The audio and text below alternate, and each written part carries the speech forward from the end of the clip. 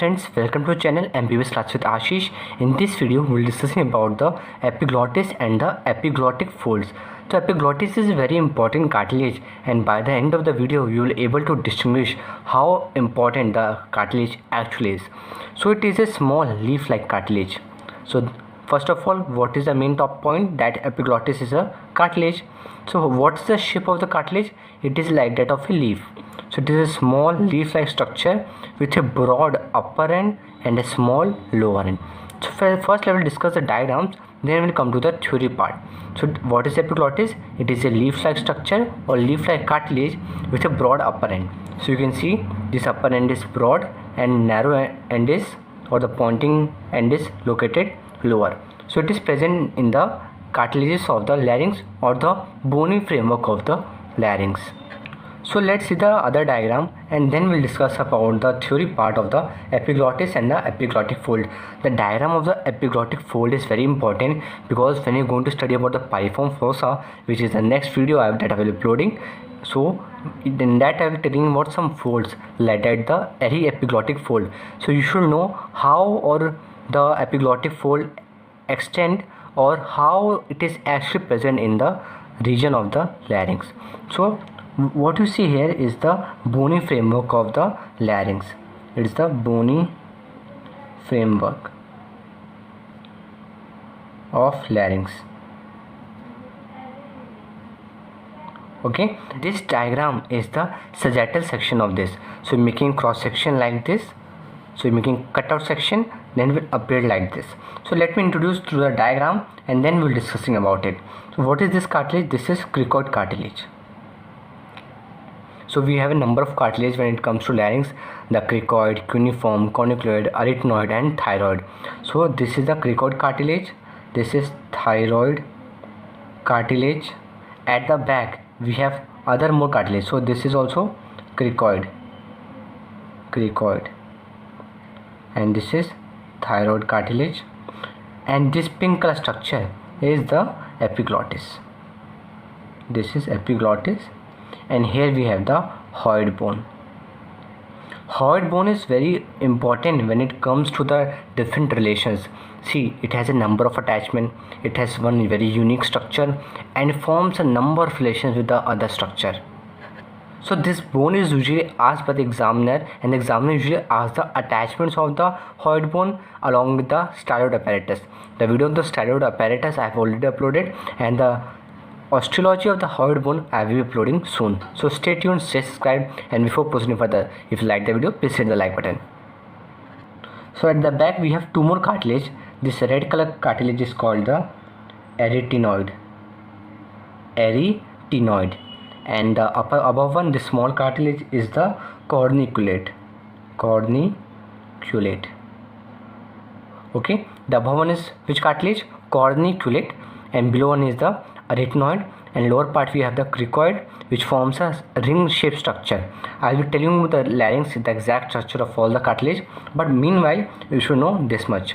So this we have the hyoid bone. So how the epiglottis usually extend?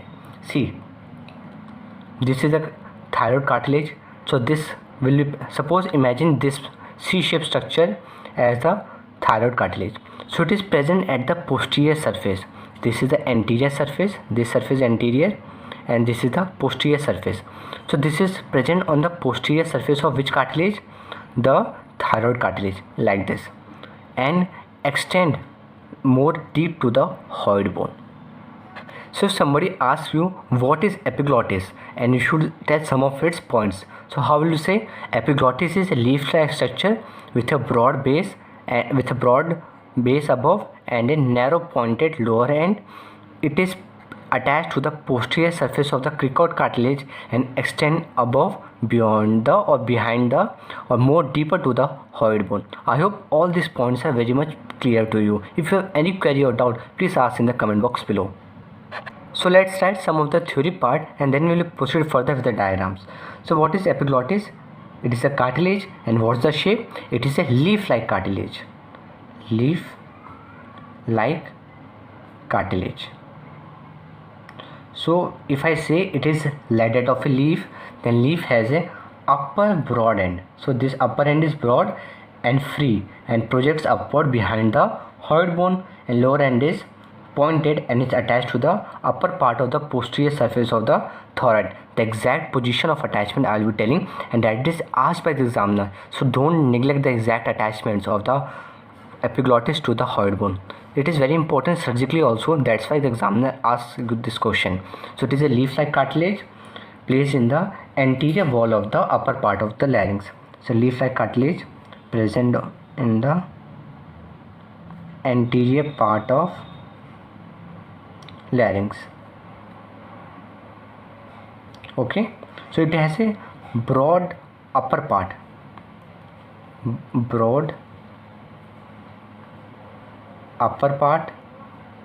this purple color structure is the broad upper part.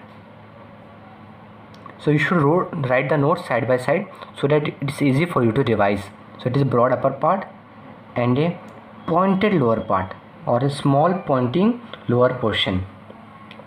So it has a lower pointing part,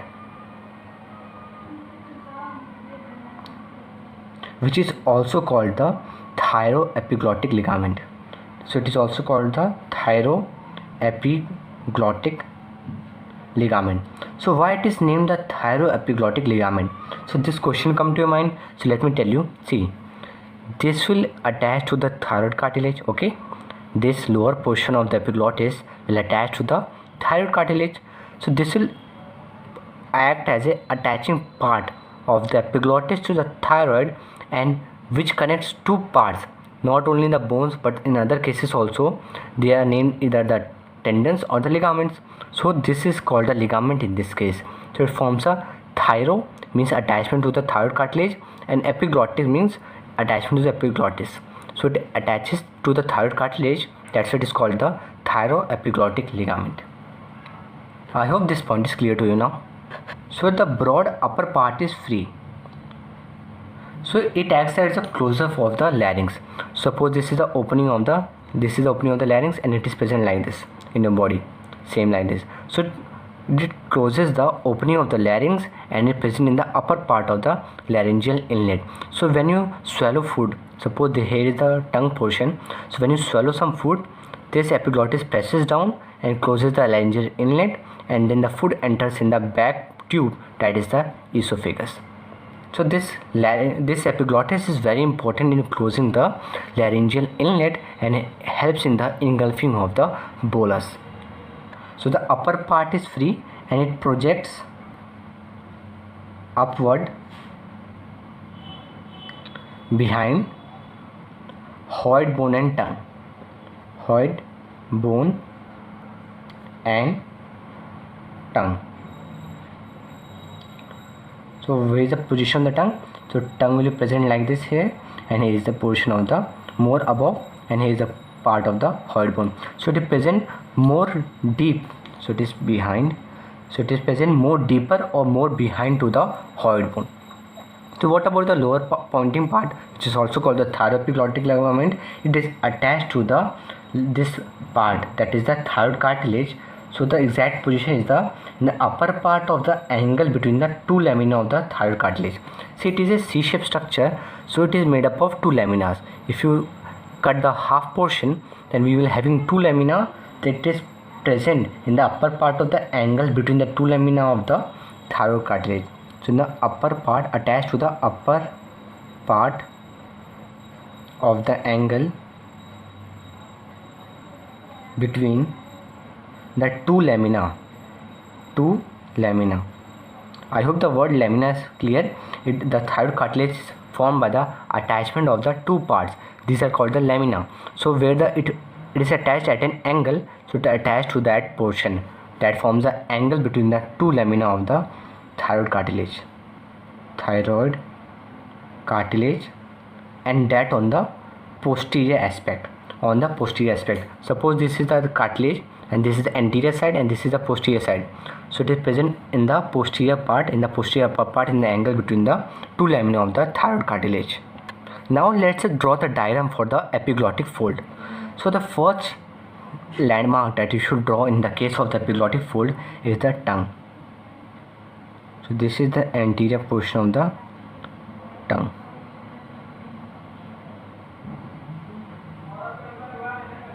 epiglottis is present just behind the tongue over here. Here is the epiglottis upper free part. So suppose this is the side view, but you look from the above, it will appear like this. So this is the same, it's little bit thick in your body, so I have made it thick. See, this is the epiglottis. So for having a view of it, let's go to the 3D and have a view of it, then we'll proceed further with the diagram. So this is the 3D orientation of the nasal region, the region of the oral cavity, the pharynx and the laryngeal part, that is the study of our concern. So this is a superior view of the laryngeal inlet. So you can distinguish a number of structure from the ligaments to the muscles, and the anterior part, our concern is the tongue that you saw the highlighted part.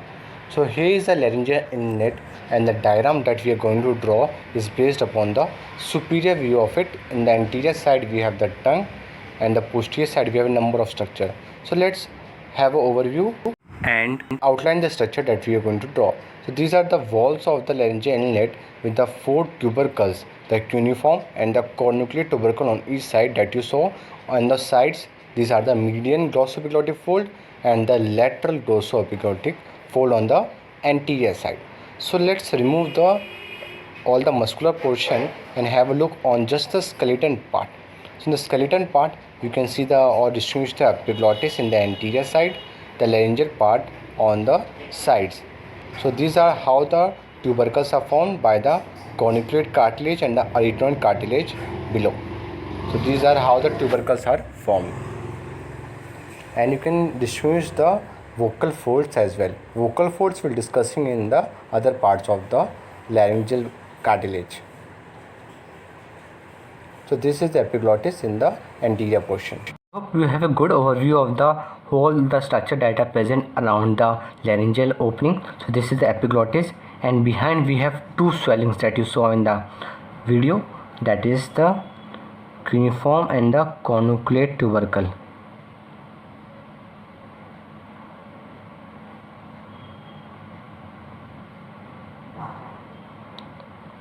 So this is the opening, the laryngeal opening, which is guarded by the epiglottis.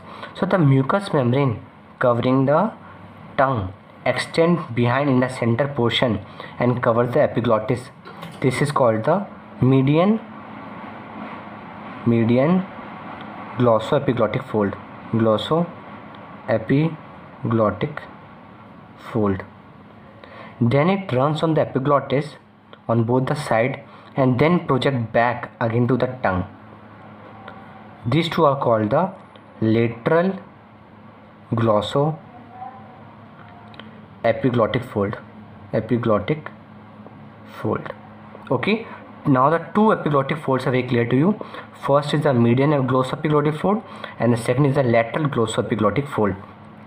So the mucous membrane covering the tongue projects back on the glottis, that is called the median glossoepiglottic fold, then runs on the glottis on both the sides and then project back on the sides of the tongue, that is called the lateral glossoepiglottic fold. This fold of mucous membrane that extends to the arytenoid cartilage is called the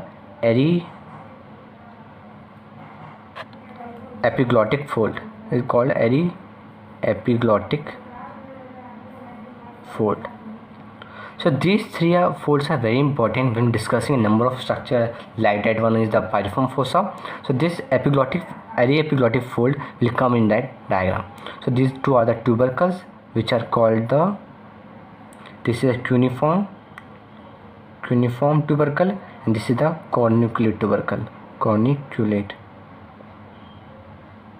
and this is the laryngeal opening. I hope the glossoepiglottic fold and the epiglottic fold are very clear to you. So if you like the video, please hit the like button and do subscribe to our channel. Thanks for watching.